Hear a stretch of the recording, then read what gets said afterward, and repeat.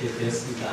세미나는 존경했지만 그렇게 전혀 못하고 말씀 전하게 되고 설교한다는 것이 참 어렵고 목사님께서 첫바 따라가지만 저는 개인적으로 시간은 강사님이 내부 계시잖아요.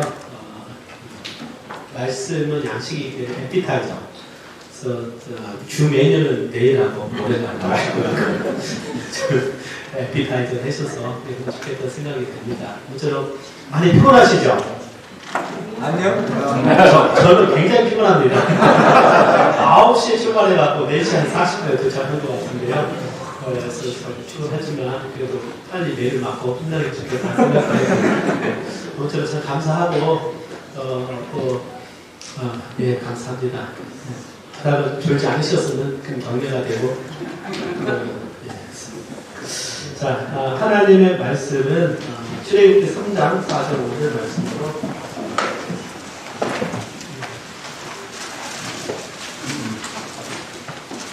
다 같이 일어나셔서 출애굽기 3장 4절 5절 다시 큰 소리로 우리 공독하겠습니다. 이건 개혁 성경입니다.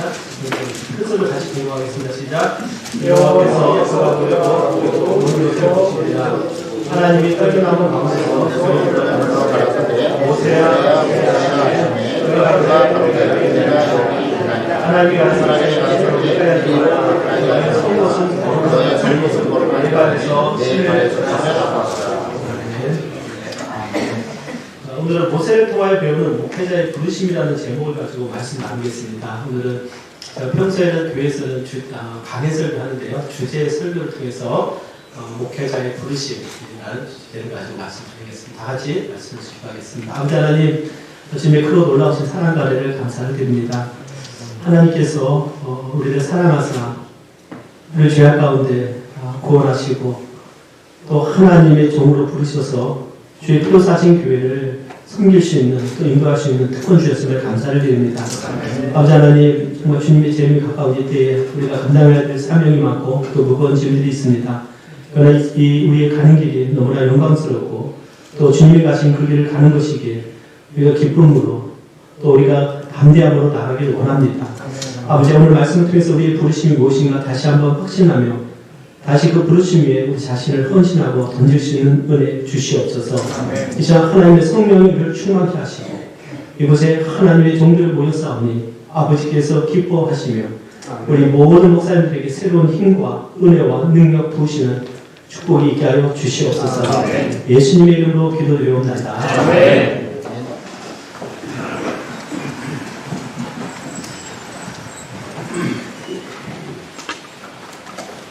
모세를 통하여 배우는 목회자의 부르심이라는 제목을 가지고 말씀 나누겠습니다.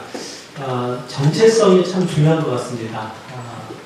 우리의 정체성, 목회자로서의 정체성이 무엇인가? 이 시대의 한 가지 특징을 본다면 이 시대는 정체성이 사라져가는 시대입니다. 남자와 여자의 그 정체성을 없애는 시대고요. 오늘 정체성을 얘기하면 오히려 비난받는 시대가 되고 또 감옥에도 갈 수 있는 그런 시대가 되고 있습니다.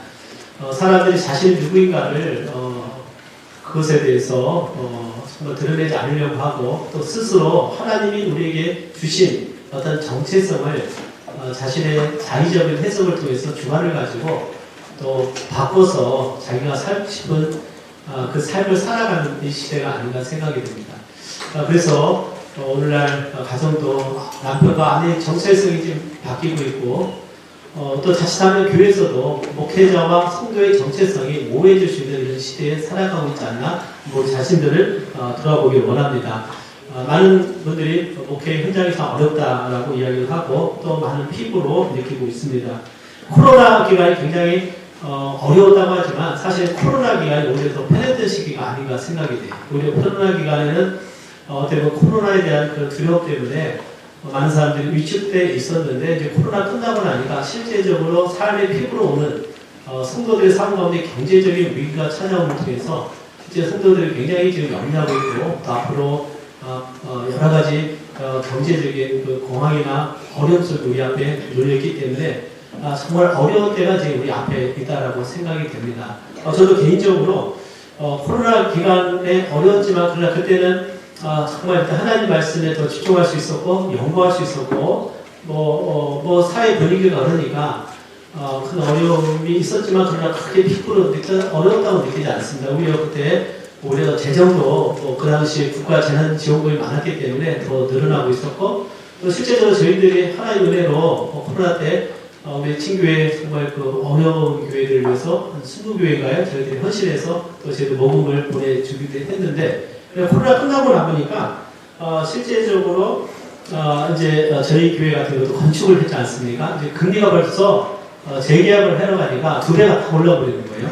그러니까 실제로 그 위기가 사회에서 보는 위기가 우리 교회까지 이제 닥치는 것을 보게 되고 또 사회적인 분위기가 어려움을 통해서 앞으로 정말 어려운 데를 만났구나 그런 생각을 하게 됩니다. 그래서 참 이 목회 환경이라는 것이 굉장히 어려운 그런 시대를 살아가고 있다는 거예요.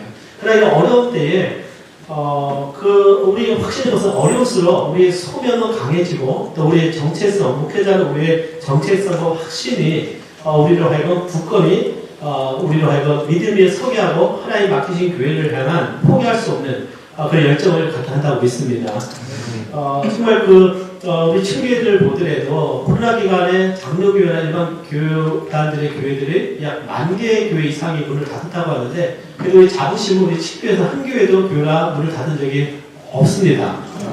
그것은 참 우리 친교의 교회가 살아있고 또 목사님들이 사명감, 열정, 확신 정말 내 생명을 포기할 수 있어도 하나님 맡기신 사명을 포기할 수 없는 그 열정을 가지고 갔기 때문에 하나님께서 도우시고 우리에게 은혜를 주셨다고 믿습니다. 우리는 정말 복음을 위해서 헌신되고 진리를 위해서 달려가고 또 하나님이 맡기신 사명을 생명보다 귀한 것을 여기며 살아가는 믿음의 사람들이라고 믿습니다.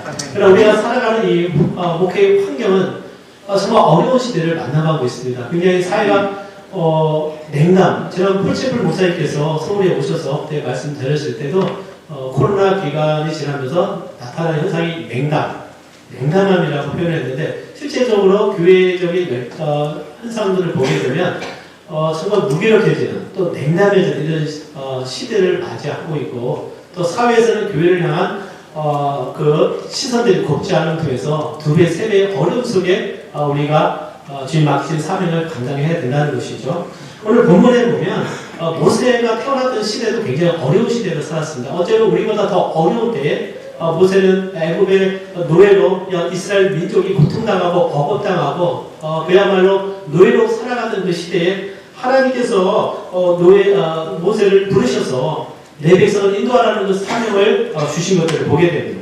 오늘 본문의 말씀 보면 하나님께서 모세야 모세야 주님께서 부르시고 또 모세가 하나님 앞에 내가 여기 있나이다. 그러면서 하나님의 그 부르심이 시작이 되었습니다. 그러면서 모세의 삶이 그때부터 달라지기 시작했고 하나님께서 모세를 통해서 하시고자 하는 원대한 사역들을 하나님께서 이루어 가신 것들을 보게 됩니다. 저도 개인적으로 보면 제 생각에 한 중학교 한 3학년 정도 됐던 것 같아요. 그때 제 기억으로 아마 김숙경 목사님이신 것 같은데 시골교회에 오셔서 말씀을 전할 때 하나님이 정으로 헌신하라는 그 메시지를 두고 제가 헌신해서 그때 제 자신을 하나님께 드렸던 기억이 납니다. 그때 이후로 제 삶에는 오직 목회자, 목사, 목회자, 목회, 복음전도 이거밖에 없었던 것 같아요. 그때부터 오직 믿음으로 달려왔고 그래서 그 분명한 어떤 소명의 하나님 은혜로 이제까지 온 줄 믿습니다.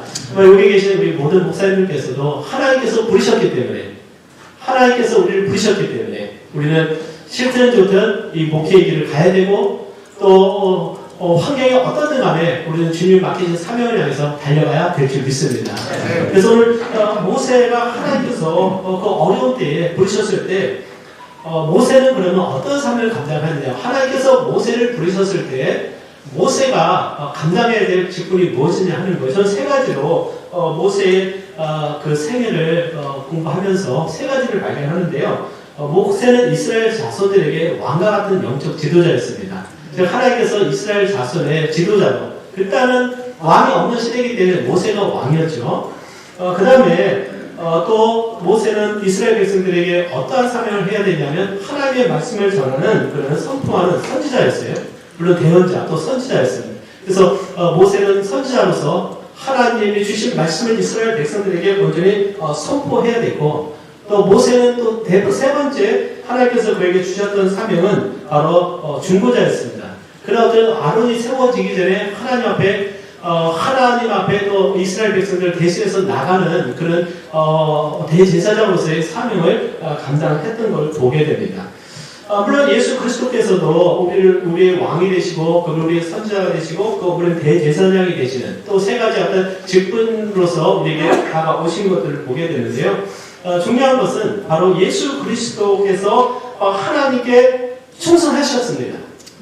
그래서 성경은 말하기를 예수를 우리의 믿는 도리의 사도시며 대제사장이신 예수를 깊이 생각하라. 저가 자기를 세우신 에게 충성하시기를 모세가 하나님의 원집에서 한 것과 같으니 이렇게 말씀을 하고 있습니다. 즉 예수 그리스도께서는 하나님이 주신 그 사명에 온전히 충성하셨고 죽기까지 충성하셨고 모세도 하나님이 맡기신 사명 앞에 정말 그의 40평생을 하나님 앞에 온전히 헌신해서 그 사명을 감당했다는 것이죠. 그래서 하나님이 부르신 모세가 정말 위대한, 구약의 가장 위대한 하나님의 종이 될 수 있었던 비결 중에 하나는 바로 모세는 충성을 했다는 것입니다. 즉 오늘 우리가 하나님께서 우리에게 주신 사명을 감당하기 위해서 가장 기초는 뭐냐면 바로 세상이 어떻게 흘러든 간에 우리는 하나님이 부르신 그 사명 위에 우리가 충성하고 하나님께서 맡기신 일에서 흔들림 없이 그 길을 갈 때 하나님께서 우리를 통해서 영광 받으신다고 믿습니다. 네. 세상에 어떤 말을 하든지 간에 우리는 하나님 앞에 떳떳하고 또 우리가 진리의 말씀에 떳떳한다면 우리 가는 길에 어떠한 고난과 시련이 있어도 우리는 그 길을 갈 것이고 또 주님 오실 때까지 그것을 통해서 우리는 믿음의 길, 진리의 길을 가게 될 것입니다. 어쩌면 우리 성서 침례계 목사님들 참 우리가 더 어려운 길을 가는 것이 사실입니다. 참 의아한 것이 있어요. 정명석, JMS 그 이단이고 타락하고 영적으로 더러운 그곳에 정말 한국 사람들 60몇 명을 가입되어 있다는 사실에 놀랐고 사람들이 그런 이단들에 미혹되는 그 사람들의 본성이 정말 죄악이기 때문에 그렇게 쉽게 이끌리지만 사람들의 본성이 어둡기 때문에 진리가 있는 곳에는 사람들이 오지 않으려고 하는 속성들이 있는 걸 보게 돼요. 그러나 여러분들 우리는 하나님께서 주신 사명을 확신하기 때문에 우리는 진리의 말씀을 선포하고 담대하고 앞으로 계속 나갈 수 있는 우리가 되기를 바랍니다. 앞으로 어려운 환경이지만 그러나 우리는 어떤 환경이라 할지라도 우리는 그 환경을 극복하며 나갈 수 있으리라고 믿습니다. 그래서 오늘 우리는 목회자로서 우리의 정체성이 누구냐? 하나님의 부르심이 무엇이냐? 목사다. 그럼 목사는 뭐 하는 사람이냐? 세 가지로 오늘 모세와 같이 세 가지를 통해서 함께 도전을 하고자 합니다. 첫째는 우리는 교회의 영적 지도자로서 교회를 인도해야 되고 하나님의 말씀을 함께 선포하는 선지자 역할을 해야 되고 또 복음 전도자로서의 중보자 역할을 우리는 감당해야 될 줄 믿습니다. 첫 번째, 하나님께서는 우리를 영적 지도자로 부르셨습니다. 영적 지도자로 부르셨습니다. 출애굽기 3장 10절에 보면 이제 내가 너를 바로에게 보내러 너로 내 백성 이스라엘 자손을 애굽에서 인도하여 내게 하리라. 하나님께서는요 분명하게 모세에게 주신 한 가지 사명은 바로 바로의 종이었던 이스라엘 자손들을 애굽에서 인도해서 약속의 땅으로 인도하라. 그 한 가지가 된다는 것이죠. 그 과정 속에서 일하시는 분은 하나님이신 줄 믿습니다. 그것을 어린양이 필요 이스라엘 자손을 구원하시고 또 홍해에서 홍해가 갈라지게 하시고 하늘에서 만나가 내리게 하시고 또 반석에서 물이 나게 하시고 하나님께서 시내산에서 정말 율법을 주시고 성막을 주시고 하나님께서 제사법을 주시고 하나님께서 그들을 인도하셨는데 한 가지 모세가 해야 될 일은 뭐냐? 이스라엘 자손들을 인도하라는 것입니다. 인도하라는 것입니다. 약속의 땅으로 인도하라는 것입니다. 자, 오늘 하나님께서 우리를 목사로 부르실 때 하나님께서 우리에게 주신 사명이 무엇이냐 하는 것입니다. 바로 하나님의 교회를, 그 교회의 양떼를 정말 우리는 인도하는, 하나님께를 인도하고 또 말씀을 가르치는 우리를 영적 지도자로 우리를 세우신 줄 믿습니다. 네. 하나님께서 모세를 이스라엘의 영적 지도자로 왕으로 세우셨습니다. 그를 영적 지도자로 세우셔서 모세를 통해서 인도하셨다면 하나님께서는 교회를 잇기 전에 목회자를 부르시고 목회자를 통해서 주의 피로 사신 교회를 인도하신다고 믿습니다. 네. 이 시대에 정말 하나님의 역사하심은 교회를 통해서 일하신다고 했습니다. 그것은 하나님의 비밀인 줄 믿습니다. 구약시대 때는 성막을 통해서 성전을 통해서 하나님이 역사하셨지만 지금은 하나님의 하나님의 비밀은 이 교회를 통해서 그리스도의 영광이 있고요, 성령이 역사하시고 하나님의 말씀과 하늘 속한 신령한 지혜와 그 총명의 말씀이 선포되는, 그리고 영혼들이 구원받고, 그리고 이 세상에 정말 감당할 수 없는 그 진리, 세상이 아무리 타락해도 하나님의 교회는 말씀으로 빛을 내고요, 거룩함이 있고 하나님의 영광이 있는 그 교회를 우리에게 맡기신다는 사실은 너무나 귀하다고 믿습니다. 우리가 정말 하나님의 그 귀한 교회에 지도자로 세웠다는 것은 어쩌면 굉장히 영광스러운 일이고 우리에게 굉장히 복된 일이고 사명인데요, 또 하나는 것은 굉장히 우리에게 무거운 짐이기도 한 것이죠. 모세에게 있어서 이스라엘 자손들이 누군가 하는 것입니다. 하나님께서는 인도하라고 했는데요, 이스라엘 자손들은 출애굽하기 전에 노예했어요. 400년간 노예 생활을 했습니다. 그러니까 노예 근성이라는 것이 있는 거예요. 불평하고 원망하고 게으르고, 그리고 애굽에서 보았던 그들의 신들, 그 우상들을 숭배하는 그런 모습들을 보고 몸에 배는 거예요. 아마 일부는 그들이 하나님을 버리고 어쩌면 그들이 우상을 숭배할 습관이 있었을 것입니다. 그래서 너희들이 애굽에서 숭배했던 수송아지를, 순염소를 숭배하지 말라고 하셨던 이유가 있는 것이고요, 이스라엘 백성들이 숭배했던 암염소, 암소, 하토르신, 이런 것들을 숭배하는 모습들이 있었다는 것이죠. 모세가 이스라엘 자손들을 인도할 때요, 조금만 어려움이 있으면 이스라엘 자손을 원망하고 불평하고 반역했습니다. 자, 우리를 인도한 모세를 그들이 존경하는 것이 아니라 말로는 존경을 하고, 홍해가 갈라질 때는 모세를 향해서 어찌보면 굉장히 하나님 감으로 굉장히 높였을 거예요. 야, 위대한 모세요. 미리암이 하나님을 찬양하지 않습니까? 그 다음 장에 보면 조금만 어려우면 어떻게 해요? 모세에게 원망하고, 왜 우리를 이곳으로 인도해서 우리를 굶주리게 하느냐? 애굽에서 우리는 고기도 먹을 수 있었는데 힘들다. 그래서 모세를 원망하고, 심지어는 모세에게 돌을 던지려고 하고요, 또 모세를 어떻게 합니까? 모세를 향해서 대적하고, 가데스 바네에서는 우리 장관을 세워서 돌아가자. 왜 우리를 여기서 죽게 했느냐? 그러니까 한 가지 특징은 그들이 어린 양의 피로 구원함을 얻은 하나님의 백성이었지만, 그리고 신의 산에서 하나님의 영광을 받고요, 하나님이 신의 산에서 임재하시는 불 가운데, 구름 가운데, 천둥 번개 가운데 역사하시는 하나님을 보고 두려워했던 그들이었고, 그럼에도 불구하고 그들은 가나안 땅에 들어가기를 주저하고 모세를 죽이려고 하고, 그것이 바로 모세가 이끌었던 백성들이라는 거예요. 그러니까 모세가 뭐라고 말합니까? 하나님께 민수기 11장에 보면 여호와께 여짜오되 주께서 어찌하여 종을 괴롭게 하시나이까? 어찌하여 나로 주의 목전에 은혜를 입게 아니하시고, 그러니까 은혜를 입어서 이스라엘의 영적 지도자를 세우고 그를 따르는 백성들은 200만 명이나 됐던 거예요. 어쩌면 300명이나 됐습니다. 왜 은혜를 입게 아니하시고 모든 백성을 내게 말서 나로 그 짐을 지게 하시나이까? 그러니까 모세에게서 이스라엘 백성들은 사실 짐이었습니다. 왜 나를 괴롭게 하는 자다? 이 모든 백성을 내가 잉타하나이까? 내가 이들을 낳았습니까? 왜 나를 아비가 젖먹는 아기를 품듯 그들을 품에 품고 주께서 그들의 옆쪽에 맹센터로 가라하시나이까? 그러니까 나비 같은 거예요. 내가 이들을 낳았습니까? 하나님에 대한 원망이 있었던 것은 너무나 이스라엘 자손들이 모세를 원망하고, 모세를 이해하기보다도 원망하고 돌을 던진 그들을 향해서 모세는 왜 종을 괴롭게 하느냐? 짐이 된다. 인내의 한계가 있고요, 하나님은 더 이상 나는 이 자손들을 이끌고 갈 수 없다는 어떤 그런 푸념이 모세에게 있었다는 것을 보게 됩니다. 자, 영적 지도자가 된다는 것은 무엇인가? 한번 우리가 생각을 합니다. 어쩌면 우리가 목사들 개인 교제를 하다 보면 참 어때요? 좋은 일도 많지만, 때로는 정말 좋은 일이 있지만, 좋은 순간도 있지만, 그러나 우리들의 삶의 매일마다 목회 현장에 보면 때로는 우리에게 눈물이 있고, 우리에게 또 한숨이 있고, 때로는 아픔이 있고, 상처가 있는 것들을 보게 되는 것입니다.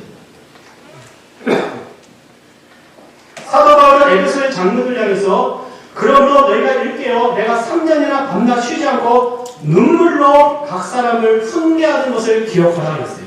그러니까 사도 바울이 그 하나님의 종으로 에베소에서 대부흥이 일어났습니다.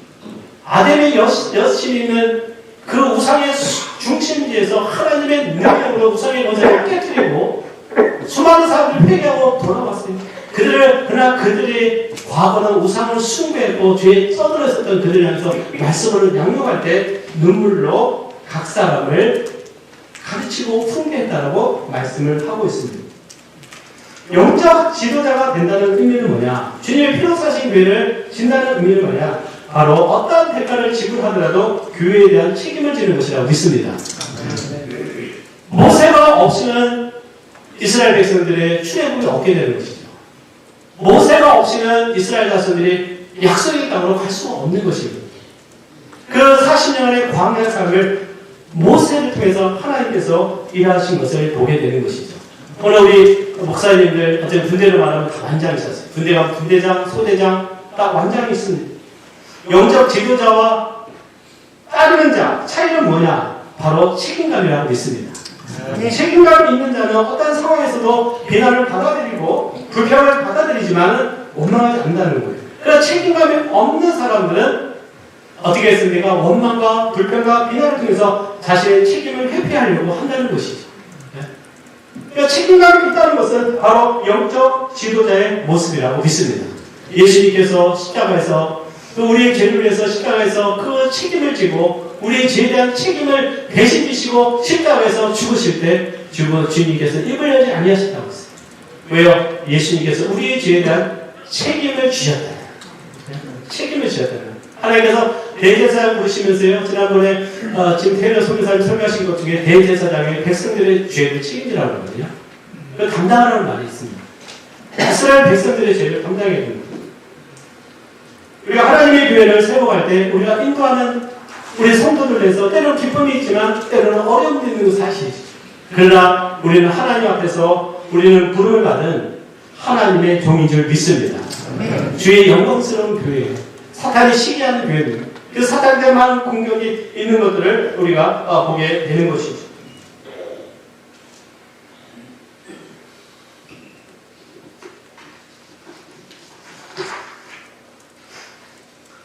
저도 23년간 목회를 했습니다. 많이 했죠.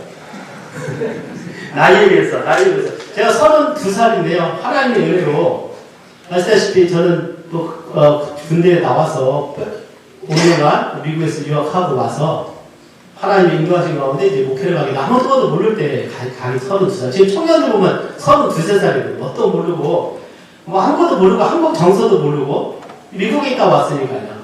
또 제 아버님은 시골에 목회를 하실 때 도시교회에 대한 뭐 생태나 이런 잘 몰랐던 것 같습니다. 어쨌든 그러나 한 가지 저에게 있었던 것은 굉장히 어려움을 많이 있었거든요. 처음에 한 2, 3년 한의문 기간 한 1년 정도, 2년 정도 지나고부터는 그 다음부터는 이제 어떻게 그 교회의 상처가 드러나게 되면서 굉장히 어려움이 있었습니다. 또 뭐 경험도 없었고 부족함이 많이 있었겠죠. 그런데 그때 한 가지 뭐냐, 하나님이 맡기셨기 때문에 한 번도 교회를 떠나겠다는 생각을 해본 적이 없어요. 그리고 하나님이 되게 맡기신 사명. 그러니까 제가 그 어려울 때 버틸 수 있었던 이 한 가지가 있습니다. 제가 눈치가 없다는 거. 그 눈치가 있으면 몰랐을 거예요. 제가 눈치가 좀 없습니다. 성경 목사님께서 좀 눈치채셨겠지만, 그냥 암만 생각하고 사명만 생각했지, 어떤 생각을 하는지 열정가지고. 그리고 처음에 갈 때요, 상처가 뭔지 몰랐어요. 상처받았다고 하더라고요. 상처가 뭐냐고 그랬어요. 온실 속에서 자란 거죠. 뭐 목회자 가정에서 자라고, 뭐 대학 나오고 유학 가고 뭐 앞듯이 하고 그냥 뭐 계획대로 뭐 되고 뭐 특별히 부딪힐 일이 뭐가 있겠습니까? 그러잖아요. 또 전도사 LA 성대신의 성길 전도사 전도사 배우 좋습니다. 미국에서는요. 청소년들 가르치니까 사역에 학생들하고 볼링 치고 재밌게 놀면 짱이었죠. 그런 가운데 이제 그런 사역을 하게 되면서 상처를 받게 되고 상처를 받아서 죽이도 했겠죠. 제가 가만히 있었겠습니까? 근데 그런 어려운 가운데 또 교회가 또 쪼개지는 아픔도 있었고 뭐 목사님도 아시겠지만 또 굉장히 어려움이 많이 있었죠. 뭐 부족하기 때문에 그러죠. 근데 중요한 것은 그냥 한 번도 뭐 그 하나님이 맡기신 내가 어떤 것이 유익하냐 그것이 아니고 교회에 대한 주님이 부르심. 거기에 그냥 인증이 다 돼버린 것이죠. 인증이. 어릴 때 어떻게 막 교회가 목회를 막 밀어내려고 하잖아요. 파도가 서너 번이 오더라고요. 그때는 하나님이 다 피하게 하시는 거예요. 제가 서핑 배우지 않았는데도 하나님께서 보호하시고 그래서 하나님께서 그 사명을 감당했어요. 제가 왜 그때 교회를 지켜야 되는데 제가 떠나게 되면 다른 분이 오더라도 일이 또 반복되겠다. 저는 그런 그 생각이 들었어요. 생각이 들었습니다. 그 과정 속에서도 정말 영혼을 위해서 기도하고 복음 전하는 사명이 있었고 하나님 저는 그 어려움에서 하나님께 저를 지켜주셨던 이유 중에 하나는 그냥 오직 순수한 마음으로 복음 전하고 그냥 순수한 마음으로 말씀 전하고 선포. 물론 설교가 참 부족했죠. 서너 살 때 무슨 설교가 뭐 와닿겠습니까? 그때는 강의 설교, 주제 설교인데 똑같은 얘기겠죠. 네? 어쨌든 그런 가운데서도 그것을 이기게 하셨다. 그 고난이라는 것은 이루 말할 수 없는 고난이었습니다. 그래서 제가 생각하기를 내가 30년 목회하고 3년 만에 다 경험하는구나. 아니가 버티지. 스스로를 위로하면서 버티기 작전에 들어가서 성공을 했습니다. 하나님께서 은혜를 주셔서 또 건축을 이제 하게 됐습니다. 하나님께서 은혜를 주시더라고요. 저는 목회자가 주님을 위해서 고난당한 후에는 항상 은혜를 주신다고 믿습니다. 하나님께서 딸을 미국으로 가게 하셔서 지금 치과 과정을 공부하게 되고 자랑하는 건 아니거든요. 성경 자랑하지 말라고 하는데 그냥 사실대로 얘기하는 건데요. 제가 누구든지 거기 자를까 나름대로 생각을 해봅니다. 하나님께서 은혜를 주셔서 여러 가지 많은 은혜를 주신 가장 큰 은혜는 또 교회가 새롭게 되고 저는 믿는 게 있어요. 교회는 주님께서 세워가신다. 저는 분명한 확신이 있습니다. 주님이 세우신다. 내가 세우는 것이 아니라 주님이 세우신다. 그래서 교회는 주님의 피로 사신 교회이기 때문에 주님이 세우신다. 건축을 하려서 정말 기뻐하고 좋아지는데요. 그래도 잠시 갑자기 코로나 때 돈을 많이 돈을 많이 푸는 미국이 돈을 걷어들이다 보니까 이제 금리가 올리게 되면서 2배가 되니까 비상이에요, 비상. 야, 이거 어렵다. 그래서 또 여러 가지 그 어려운 상황들을 만나게 되는데 한 가지는 뭐냐면 하나님께서 이 어려움을 이겨나가게 하시라고 믿습니다. 그 어려움 함께 온다고요. 또 교회가 냉난방기가 참 저희들은 전체 시즌 좋은데 고장나 보니까 850만 원이 딱 나가버리고 그것도 어렵더라고요. 교회 여기 기도 부탁해도 좀 분위기가 오니까 얘네 같으면 적극적으로 하는데 별로 그런 거예요. 좀 한번 나왔지만 또 나머지는 또 우리가 잘하는 거 있잖아요. 카드 할부로 다 빼가지고 또 그것도 빚이 또 가는 거죠. 중요한 건 그냥 어떤 청명상 목사님이 제가 은빛교회 생각이 좀 많아서 상담을 한번 받아야 되다는 생각도 해보지만 그러나 하나님께서 어려운 가운데도 아시고 인도하신 줄 믿습니다. 그래서 지금 저는 생각하기로 앞으로도 이것이 굉장히 큰 폭풍우다. 다른 건 아니고 재정적 어려움이고 그런 상황을 제가 있게 되면서 참 목회 현장이 이거구나라고 생각을 하게 되면서 겸손히 주님께 기도하고 있습니다. 중요한 건 이런 상황 속에서 목회자는 하나님이 그 교회에 지도자로 세웠기 때문에 그것을 위해서 기도해야 되고 저는 건축할 때 이러거든요. 우리 형편에 과하게 우리가 건축했기 때문에 앞으로 1년, 2년 만에 내가 사람이 받지 않을 각오를 하고 건축을 했어요. 근데 그 마음을 푸는 대로 하나님께서 이렇게 하십니다. 그 마음을 참 잘 품어야 되는데 그렇게 돼야 되지 않을까 나름대로 생각을 하지만 그러나 이럴 때 또 주시는 말씀이 엘리야에게 하나님께서 까마귀를 통해서 모든 양식을 공급하신 하나님께서 까마귀를 보내줄 줄 믿습니다. 하나님의 종은 하나님이 세우신다고 믿습니다. 고난이 통과하면 하나님과 축복이 되는 줄 알기 때문에 우리는 어떠한 상황에서도 이 환경이 들어온 것이 아니라 정말 우리가 사명을 감당하지 못하는 것이 있다면 그것을 두려워해야 되고 하나님 앞에 충성된 자로 가야 되는 그런 우리는 사명자일 줄 믿습니다. 그래서 영적 지도자의 모습은 바로 책임감입니다. 바로 우리 목사님들과 저희들이 함께 공감하는 부분이라고 믿습니다. 자, 이스라엘 백성들 하나님께서 모세가 가나안 땅으로 인도하라고 하셨어요. 그럼 저희들이 하나님께서 우리에게 감당해야 될 책임이 무엇이냐? 저는 가장 여러 가지 중에 하나인데요. 바로 복음 전도의 책임이라고 믿습니다. 교회가 복음 전하는 사역을 포기하는 것은 등대가 빛을 잃어버리는 것과 같다는 것이죠. 그래서 저희 교회도 주일 오후에 우리 훈련받은 장로들이 매주 나가서 전도를 하고 청년들도 한 달에 한 번씩 시내 중심에 가서 찬양하면서요, 복음 전하고 던져진 나눠주면서 예수가 우리 주라는 것을 외치고, 저도 마이크 잡고 한번 흔들어 외치고, 그러면서 복음 사역을 하고 있습니다. 이 시대에 복음을 잃어가고 있는 시대에 어떠한 상황이더라도 하나님께서 우리에게 맡기신 영적 책임은 뭐냐? 교회가 복음의 빛을 우리를 계속 비춰야 될 줄 믿습니다. 우리 교회가 복음을 전하지 않는 교회라고 하면 우리는 이 정체성을 잃어버리는 것이다. 먼저 목회자의 정체성을 잃어버리는 것이다. 왜요? 우리의 부르심은 바로 복음 전도의 부르심이기 때문이라고 믿습니다. 두 번째, 우리가 교회가 지켜야 될 책임은 뭐냐? 바로 교회의 정체성을 지키는 것이다. 즉, 우리가 어떠한 교회냐? 바로 예수 그리스도로 인해서 세워지는 교회고요. 우리 교회는 성서 침례교회라고 믿습니다. 성서 침례교회는 거예요. 예? 지난해 저는 저희 교회에서 에베소서 좀 다른 하고 있는데요. 예수 그리스도를 통해서 하나님께서 통일되게 하신다. 참 놀라운 말씀이라고 생각이 됐어요. 하나님이 그냥 통일하신다. 그래서 이 살아있는 그 수국 보면 통일성이 있고 장미의 꽃과 나무가 통일성이 있듯이 이 교회도 통일성인데 예수 그리스도의 진리를 통해서 말씀을 통해서 생명을 통해서 교회가 예수 안에서 통일되는 그것이 바로 우리 성서 침례교회라고 믿습니다. 어떤 교회들은 여러분들 타협하는 교회들은 숫자가 많아요. 자, 침례교회들은 세례받을 싶은 침례받아 알아서 받고 묻지도 않고 따지지도 않고 그냥 교회 와서 열심히 헌신만 하면 되는, 그러면서 어딥니까? 교회의 진정한 교회가 어떤 것인가를 잃어버리는 시대에 우리가 살아가고 있다는 것입니다.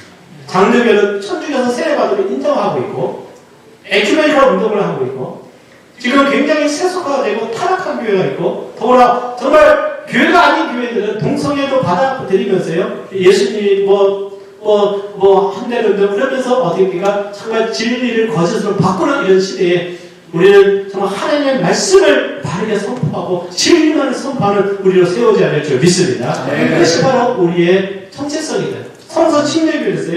예? 그래서 우리는 카톨릭에 속했다가 나온 교회가 아니라 우리는 바로 예수님이 세우신 교회의 그 뿌리를 지키면서 성령의 권위를 믿고요. 예?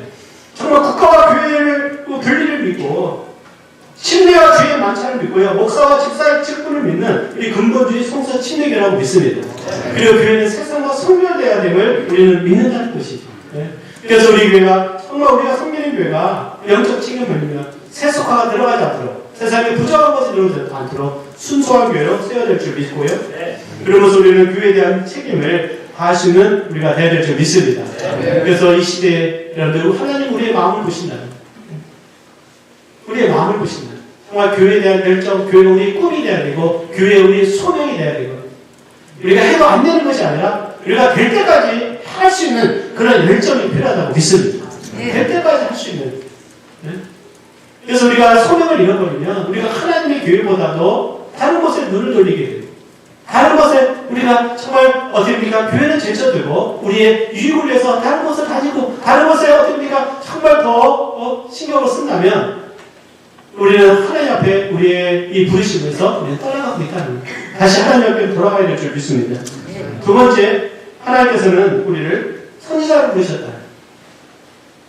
우리를 영적 지도자로 세우실 뿐만 아니라 하나님께서 모세를요 선지자로 부르셔서 그들을 인도하면서 하나님의 말씀을 선포하는 사명을 주셨습니다. 그래서 신명기 34장에 보면 그 후에는 이스라엘의 모세와 같은 선지자가 일어나지 못하였나니 모세는 여호와께서 대면하여 하시는 자요 이렇게 말씀하고 있습니다. 바로 선지자는 하나님의 말씀을 선포하는 자라고 믿습니다. 하나님의 말씀을 선포하는 자. 그래서 모세는 하나님이 주신 말씀을 이스라엘 백성들에게 선포했어요. 그래서 그 말씀은 생명의 말씀이고 하나님의 말씀이었습니다. 그래서 그 말씀을 듣고 순종하게 되면 이스라엘 백성들은 하나님의 축복을 누리지만 그 말씀을 불순종하면 하나님의 저주가 임하는 것입니다. 그래서 모세는 밤새게 여호와께서 어떻게 주신 말씀을 선포합니다. 신명기 10장 12절에 보면 이스라엘아 내 하나님 여호와께서 내게 요구하는 것이 무엇이냐? 곧 내 하나님 여호와를 경외하며 그 모든 도를 행하고 그를 사랑하며 마음을 다하고 성품을 다하여 내 하나님 여호와를 섬기고 하나님의 말씀을 선포한 줄 믿습니다. 그러나 하나님께 가서 하나님을 만나서 하나님이 주신 그 율법과 모세 그 언약서를 가지고 와서 이스라엘에게 전달할 뿐만 아니라요. 이스라엘 자손들이 가나안 땅에 들어가기 전에 바로 모압 땅에서 1개월 동안 있으면서 하나님의 말씀을 다시 받았던 말씀을 다시 이스라엘 자손들에게 다시 선포하게 되죠. 그래서 3번의 설교를 하게 되는데 그것이 바로 신명기의 말씀이 되는 것이죠. 하나님의 말씀만을 선포했습니다. 다른 말씀을 한 것이 아니라 하나님의 말씀을 선포했다는 것입니다. 오늘 우리는 하나님의 말씀을 선포하고 있는가 아니면 우리의 생각을 선포하고 있는가? 정말 하나님의 주신 그 말씀 제가 경험을 해보니까요 가장 강력할 때가 뭐냐 바로 하나님의 말씀을 그 의도대로 선포할 때 굉장히 어디 하나님께서 강하게 역사하시는 걸 느끼게 됩니다. 퀴를 받아요. 제가 어제 설교하는데 갑자기 퀴를 받아갖고 주일 오전 예배에 1시간 동안 설교하는 실수를 보면서 청년들에게 물어봤어요. 그래서 그랬더니 목사님의 에너지가 많이 느껴졌다고 하더라고요. 에너지가 느껴졌어요. 저는 너무 말씀이 축복이 됐어요. 그냥 말씀을 말씀대로 선포했습니다. 하나님께서 우리를 부르실 때 여러분들 우리가 교회를 영적 지도자를 부르셨지만 또 말씀을 선포하는 자로 우리를 부르신 줄 믿습니다. 말씀의 선포자다. 그래서 미국에서는요 프리처 우리는 그 표현을 잘 안 쓰는 프리처 말씀을 전하는 자.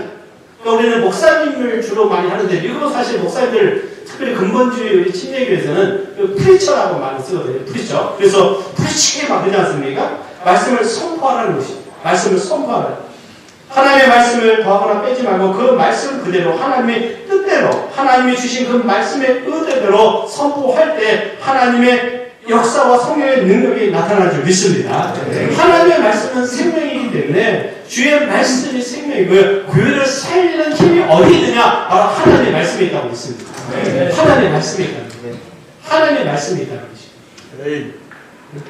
어제 우리 다른 참 제가 하나님께 감사하는 것은 그래도 젊은 사람들이 올 때요 한 가지를 보고 옵니다. 또 말씀. 말씀 때문에 우리 교회에 사실 정착하는 경우가 대부분인 것 같아요. 여기서 말하는 어제 청년하고 얘기하면서 그 청년은 많이 다녔어요. 부모님 지랄 때문에 솔직히 장로교회 가면 말씀 기대하지 마라. 말씀 청년들끼리 얘기하는 말씀 기대하지 마라. 예? 그만큼 아시다시피 한국교회가 말씀을 잃어가고 있다. 네. 말씀을 잃어가고 있다. 말씀을 전하지 않는다. 그렇기 때문에 많은 갈급한 영혼들이 신천지를 빠지게 되는 것이죠. 기사가 하나 났어도 왜 JMS를 빠지는가? JMS는 보통 교회에서 묻는 질문에 대한 답을 안 주는데 JMS는 답을 준다는 거예요. 네? 그것에 어딘가 비유로 설명하면서 그 해석이 엉터리지만 그 나름대로는 만들어서 답을 준다는 거예요. 네? 저도 그 말씀을 보게 되면서 나름대로요. 저도 부족함을 많이 느꼈습니다. 미국에서 신학 공부했고 나름대로 박사과정까지 했다고 했지만 신학을 배우고 뭐 여러 가지 사역을 배우지만 말씀에 대한 갈급함이 있었어요. 이거 모세오경이나 또 여러 이사야서나 에스겔서나 요한계시록이나 마태복음이나 보면 성경을 전체로 쭉 봐야 되는데 제 마음속에 안 보이는 거예요. 안 보이는 거. 부분적으로 뭐 설교다가 봐야죠. 그러나 정말 하나님의 그 말씀의 의미에 대해서 알고 싶었어요. 그래서 제가 조병호 박사님 저 모아에서 세미나 대기를 한번 1일 세미나 갔는데 너무 또 빈약하잖아요. 신학적인 것도 없고 뭐 여러 가지 그냥 수박 거달기도 안 되겠다. 서점에 가서 별로 찾고 내가 연구해야 되겠다. 그전에도 그렇게 세미나 가서 배우고 싶지만 별로 그게 가봐도 양이 안 차는 거예요. 그래서 제가 하나님 말씀을 내가 공부하자. 그래서 제가 결단했습니다. 지금 한 3, 4년 전에 코로나 전쯤 될 것 같은데요. 다른 책은 아니고 그전에는 제가 리더십 책도 100권 읽었을 거고요. 여러 책들을 제가 엄청 많이 읽었어요. 네? 그러나 다른 책 다 제쳐두고 하나님 말씀만 연구하는 책을 읽자. 성경과 주석과 그래서 미국에서 다 책들을 주문하고 하면서 성경이 창세기부터 모세오경부터 그러면서 밤 11시, 12시까지 막 연구하기 시작을 한 거예요. 코로나 기간에 서재에서 하루 종일 있으면서요. 필라델 사역을 하지만 연구하고 하니까 보이기 시작하는 거예요. 그냥 한 구절 한 구절 신학적 의미에서 기리적으로 물론 그 전에 성지순례를 신학교랑 같이 가면서 제가 영적인 그 어떻습니까 갈급함이 좀 눈이 더 뜨게 되면서 그러다 보니까 그게 보이기 시작을 하더라고요.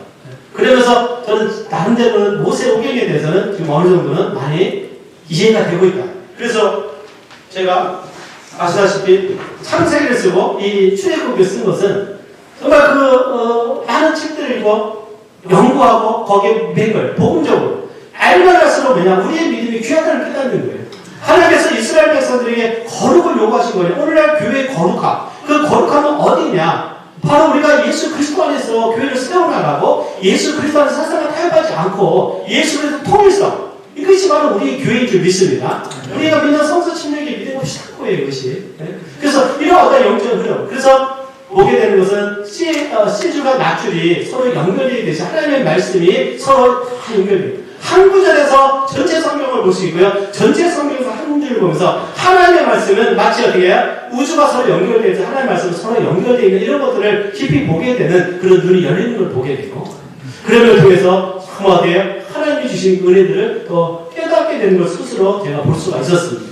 그래서 말씀에 들어가다 보니까 표면적으로 알던 것을 깊이 알게 되고 깊은 샘에서 깊은 물이 나왔고 깊은 물이 우리의 갈증을 해소듯이 우리가 하나님의 말씀을 정말 연구하고 그 연구하고 깨달은 말씀을 선포할 때 하나님께서는 우리를 복을 주시고 성도들에게 복을 주시고 교회를 새롭게 하는 하나님의 역사가 있는 줄 믿습니다. 성령이 역사하시는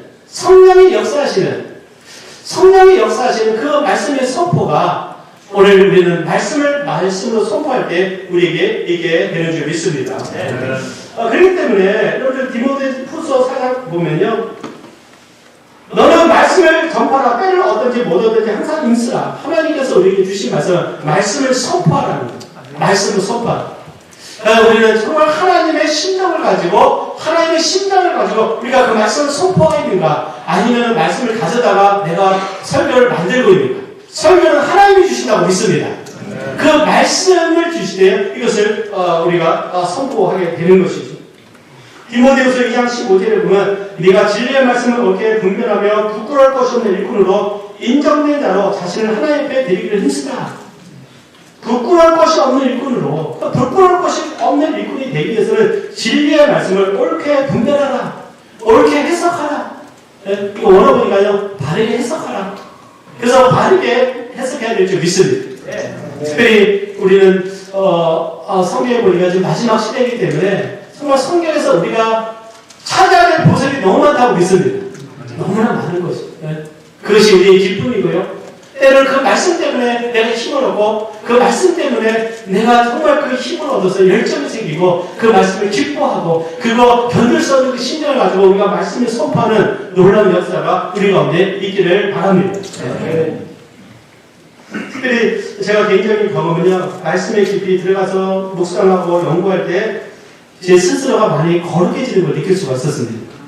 어떤 세상에 대한 그런 어떤 것보다도 하나님의 말씀 안에서 스스로 하나님께 더 가까이 나가는 그런 것을 느낄 수가 있었습니다.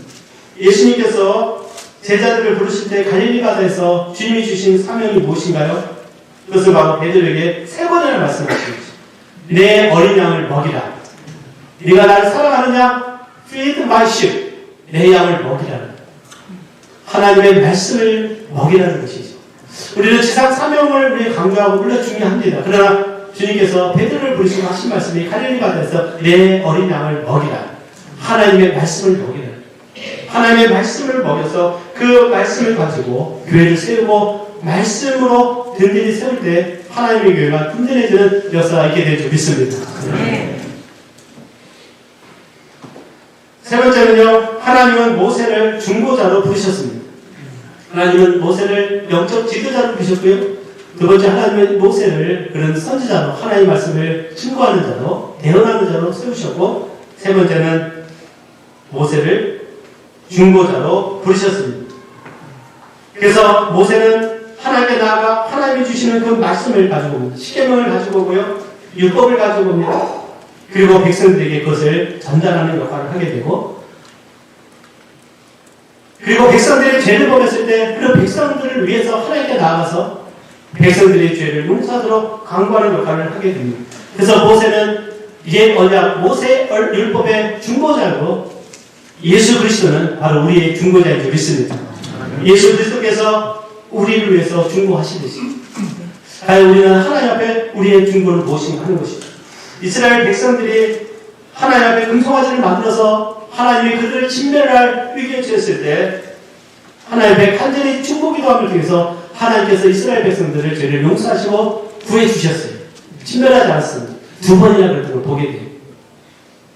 오늘 우리가 하나님 앞에 모세가 하나님 앞에 그 중보 사역을 하며 통해서 이스라엘 자손을 하나님께서 구조하신 것들을 우리가 보게 됩니다.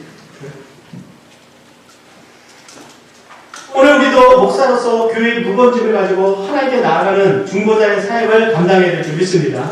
우리에게 정말 맡기신 양물을 위해서 한 사람 한 사람을 위해서 기도하게 되고요. 그들을 하나님께 정말 그리스도의 제자로 온전한 삶으로 세우는 그 사역이 바로 우리 중보자의 사역이라고 믿습니다. 또 주님께서는 우리로 하여금 영혼을 구원하는 복음의 제사장 직무를 감당하라고 말씀하고 있습니다. 로마서에 보면 사도 바울은 뭐라고 말했냐면 나로 이방인을 위하여 그리스도 예수의 일꾼이 되어 하나님의 복음의 제사장 직무를 하게 하사 이방인을 제물로 드리는 것이 성령 안에서 거룩하게 되어 받으신 듯 하게 하려 하심이라 말씀하고 있습니다. 사도 바울은 사실은 자기는 복음을 위한 바로 복음의 제사장 직무라고 고백을 했습니다. 오늘도 끊임없이 하나님 앞에 죄인들을 하나님께로 인도해서 그들을 그리스도에 인도하는 복음 전도의 사명, 복음을 선포하고 진리를 통해서 제사장의 그 직무가 바로 우리에게 맡기신 사명임을 믿고 우리가 하나님의 그 사명을 감당할 수 있는 우리가 되기를 바랍니다. 네. 에스겔서 22장 30절에 이 말씀이 있습니다. 이 땅을 위하여 성을 쌓으며 성 무너진 데를 막아서서 나로 멸하지 못하게 할 사람을 내가 그 가운데서 찾다가 얻지 못한 거로 이렇게 말씀하고 있습니다. 하나님께서 내가 이 성을 예루살렘 성을 멸할 것인데 나로 하여금 이 성을 막아서 멸하지 못하게 한 그 의로운 한 사람이 하나님을 원하시는, 즉 하나님의 본심은 그 성을 멸하기를 원치 않으시는 것입니다. 그 성이 아무리 타락했다 할지라도 그 성의 한 사람이 하나님을 막을 그 한 사람을 찾지만 내가 찾지 못했다 말씀하고 있죠. 그래서 하나님의 진노가 예루살렘에 임하게 되는 것을 보게 됩니다. 오늘 우리가 하나님 앞에서 우리의 사명이 정말 멸망하는 이 세상을 향해서 우리의 중보기도를 통해서 우리의 보험전도를 통해서 한 가정이 회복이 되고 한 가정이 구원받고 한 영혼이 멸망하지 않고 하나님께 돌아오도록 우리는 이 중보자의 사명을 감당할 수 있는 우리가 되기를 바랍니다. 우리가 그 사명을 해야 되지 않겠냐 하는 것입니다. 세상은 흔들리고 앞으로 세상은 점점 어두워져 갔고요. 전쟁을 통해서 앞으로 성경의 말씀대로 세상은 더 혼란스럽고 지진이 있고 경제적인 위기가 찾아올 것이고요. 이 어려울 때 우리가 어떤 일을 해야 되는가 우리는 생각해 봐야 될 줄 믿습니다. 이스라엘 자손이 반역을 해서 역병이 두니까요 아론이 분향단에 향해 가면서 산자와 죽은 자에서 기도하시다 하세요. 그때 하나님께서 아론의 중보를 통해서 하나님께서 연병을 멈추었다고 말씀하고 있습니다. 모압 평지에서는 이스라엘 자손이 하나님 앞에서 음란을 할 때 비느하스가 철을 들고 가늠하는 한 그 여인과 남자를 칼로 찌를 때 하나님께서요 비느하스의 그 행위를 보시고 이스라엘 자손에게 내리시는 연병을 멈췄습니다. 그래서 하나님께서 비느하스를 대제사장으로 세우신 것을 보게 돼요. 그가 바로 열정이라고 하는 것이죠. 하나님 앞에 이 세상에 죄가 간영하고 있을 때, 이 세상에 하나님을 떠나고 있을 때 우리의 열정, 그래서 바로 하나님께서 부르신 그 부름을 향해서 우리는 달려가는 것이라고 믿습니다. 다시 한번 우리가 하나님께서 우리에게 주신 그 사명의 소중함을 깨닫고 우리가 누군가, 물론 저 자신도 돌아보기를 원하고 하나님 앞에서 영적 지도자로서 또 우리가 중보자로서 또 선지자로서 말씀을 선포하는 자로서의 끊임없이 신실하게 충성스럽게 사명을 감당할 수 있는 우리가 되길 바랍니다. 이렇게 기도하겠습니다.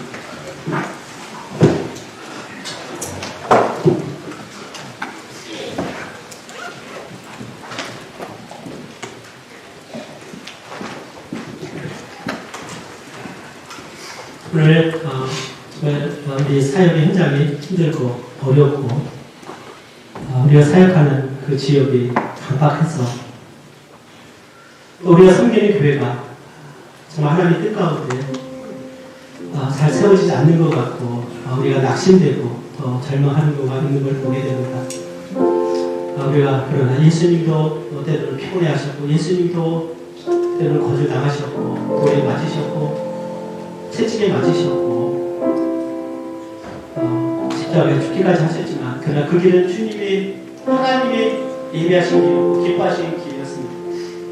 이 시대 우리 자신을 하나님께 드린다는 것은 하나님이 주신 사명을 감당하는 것이라고 믿습니다. 우리는 과연 흔들림 없이 하나님 맡기신 사명을 전세 정체성을 가지고 자신을 돌아가고 있나 우리 자신을 돌아보면서 우리 하나님께 기도하며 헌신할 수 있는